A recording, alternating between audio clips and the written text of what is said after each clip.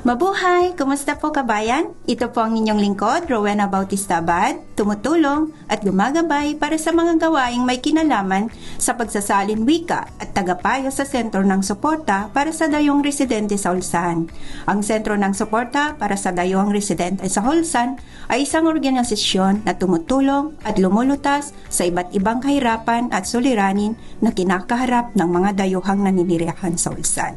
Maaari kang sumangguni sa iyong sariling wika para sa mga alalahanin sa iba't ibang larangan tulad ng kasal, batas, paggawa, karapatang pantao at paninirahan.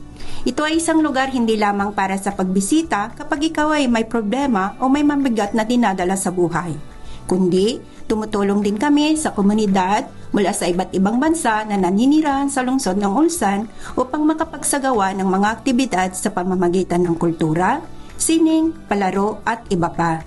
Nagpapalakad din kami ng mga pag-aaral ng wikang Koreano upang mapadali at mapabuti ang pamumuhay habang nananatili sa bansa.